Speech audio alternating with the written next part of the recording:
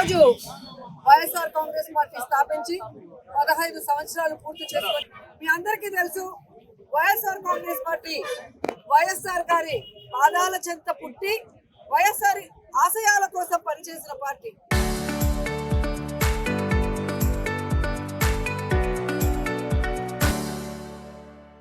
అధికారంలో ఉన్నా అధికారంలో లేకపోయినా నిరంతరం ప్రజల కోసం పనిచేస్తున్న పార్టీ ఈ వైఎస్ఆర్ కాంగ్రెస్ పార్టీ.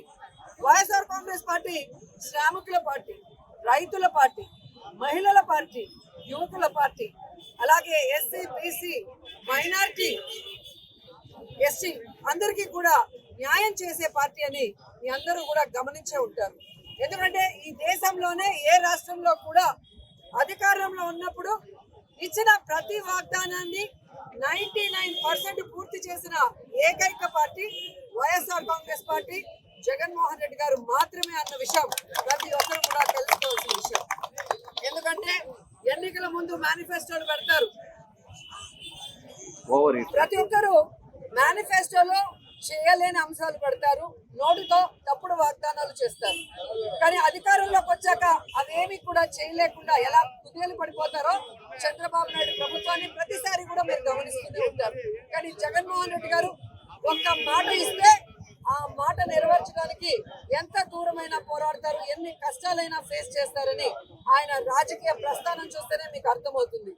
రాష్ట్రంలో వైఎస్ఆర్ కాంగ్రెస్ పార్టీ అధికారంలో ఉన్న 5 సంవత్సరాల్లో మీరు చూస్తే ఏ విధంగా సంక్షేమం గాని అభివృద్ధి గాని పరుగులు తీసిందో అందరూ కూడా గమనించారు. అలాగే ఇచ్చిన ప్రతి వాగ్దానాన్ని నెరవేర్చిన ఘనత జగన్మోహన్ రెడ్డి గారికి దక్కింది. మరి ఈ రోజు కూటమి ప్రభుత్వం మీరు చూశారు, ఎటువంటి వెల్ఫేర్ కానీ ఎటువంటి డెవలప్మెంట్ చేయకుండా కేవలం డైవర్షన్ పాలిటిక్స్ చేసుకుంటూ ముందుకు వెళ్తున్నారు. అండ్ ముఖ్యంగా నగిరిలో ఈరోజు 2 సంవత్సరాలు అవుతుంది కూటమి ప్రభుత్వం అధికారంలోకి వచ్చి, ఒక్కడంటే ఒక్క అభివృద్ధి కార్యక్రమం కానీ ఒక్క సంక్షేమ కార్యక్రమాన్ని కూడా చేయకుండా ఈ నియోజకవర్గాన్ని దాచుకోవడానికే భాను ఎమ్మెల్యే పనిచేస్తున్నాడు అనేది మనం కళ్ళారా చూస్తున్న నిజం. అండ్ అఫీషియల్ ని ఉపయోగించుకొని ఏ విధంగా తప్పుడు కేసులు పెడుతున్నారు, ఏ విధంగా ఎంఆర్ఓల్ని పెట్టుకొని ఏ విధంగా ల్యాండ్ ఇష్యూస్ ని లేని ఇష్యూస్ ని క్రియేట్ చేసి వాళ్ళ జీవితాలతో చెలగాటు పడుతున్నారో మనం చూస్తున్నాం. ముఖ్యంగా మున్సిపాలిటీలో ఇక్కడ ఒక కమిషనర్ ఉన్నాడు బాలాజీ నాయక్ అని, అంతకుముందు బాలాజీ యాదవ్ అని ఒక యదవ ఏ విధంగా ఈ మున్సిపాలిటీని నాశనం చేసి ఆ తర్వాత అతను సస్పెండ్ అయ్యాడో మీరు చూశారు. ఈ రోజు మళ్ళీ బాలాజీ నాయక్ అనే వ్యక్తి వచ్చి వైఎస్ఆర్ విగ్రహాన్ని ఏ విధంగా తీయడానికి కంకణం కట్టుకొని తీసాడో ఆ రోజు మనం చూసాం. ఈ రోజు ఫార్మేషన్ డే అని ఇక్కడ ఫ్లాగ్ హాయిస్టింగ్ చేస్తామంటే ఆ ఫ్లాగ్ హాయిస్టింగ్ దిమ్మని పొద్దున 5 గంటలకి డెమాలిష్ చేశాడు అంటే ఎంత అహంకారం ఉండాలి ఆ కమిషనర్కి ఒకసారి మీరు ఆలోచించండి. ఎందుకంటే ఈ మున్సిపాలిటీకి కావాల్సిన హాస్పిటల్ కానీ, డయాలసిస్ సెంటర్ కానీ, అలాగే ఆనందధామం లాంటి ఎలక్ట్రిక్ కమిషన్ కానీ, పార్కులు కానీ, రోడ్లు కానీ, డ్రైన్లు కానీ, హౌసింగ్ కానీ అన్ని చేసింది జగనన్న నాయకత్వంలో మేము. కానీ ఏ పని చేయని ముద్దుకృష్ణ నాయుడు స్టాచ్యూ తీసుకొచ్చి ప్రజలకు అడ్డంగా ఎలా పెట్టాడో చూడండి. ఎన్టీఆర్ది పెడితే ఎవరికి ఇబ్బంది లేదు, ఆయన రాష్ట్రంలో ప్రజలకు మంచి చేశారు కాబట్టి ఎవరు దాన్ని అభ్యంతరం చెప్పరు. కానీ ముద్దుకృష్ణ నాయుడు అనే వ్యక్తి ఈ నియోజకవర్గానికి కానీ, పుత్తూరులో కానీ లేదా స్టేట్ లో కానీ చేసిన అభివృద్ధి ఏమీ లేదు. కానీ సిగ్గు లేకుండా ప్రజలకి అడ్డంగా, ట్రాఫిక్ అడ్డంగా ఆ స్టాచ్యూ పెట్టి దాన్ని మాత్రం తీసేయాలి మున్సిపాలిటీలో తీర్మానం చేసినా కూడా తీయరు. కానీ వైఎస్ఆర్ గారి విగ్రహాన్ని లేదా వైఎస్ఆర్ కాంగ్రెస్ పార్టీ ఈ రోజు స్థాపించిన రోజుకి జెండా ఆవిష్కరణకు మాత్రం అవి తీసేయడానికి ఎంత ఉత్సాహంగా పనిచేస్తాడో ఒకసారి మీరు గమనించాలి.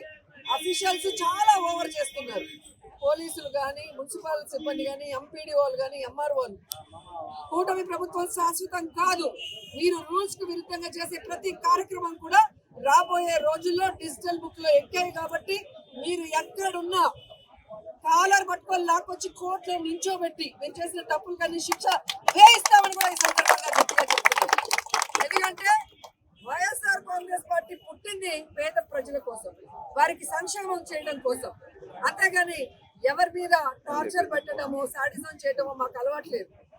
జగన్మోహన్ రెడ్డి గారు అధికారంలో ఉన్నప్పుడు, నగిరిలో నేను మంత్రిగా ఉన్నప్పుడు లా అండ్ ఆర్డర్ ఎంత కరెక్ట్ గా పనిచేసింది. ఎవరి మీద తప్పుడు కేసులు లేకుండా, కులం, మతం, పార్టీ చూడకుండా అన్ని సంక్షేమ పథకాలు అందించాం. అలాంటి వైఎస్ఆర్ కాంగ్రెస్ పార్టీ మళ్ళీ అధికారంలోకి వస్తుంది, మళ్ళీ పేద ప్రజలకి మంచి చేస్తుంది.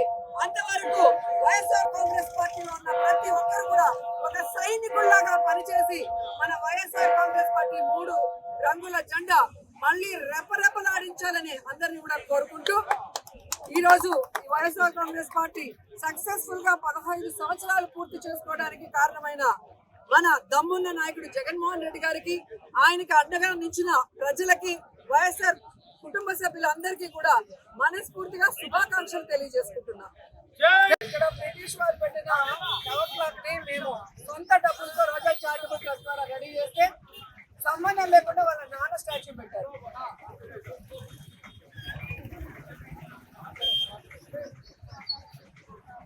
ఈ ముద్దకృష్ణ నాయుడు నగిరికి, పుత్తూరుకి ఏం చేశాడో ఒక లిస్ట్ ఇమ్మనండి.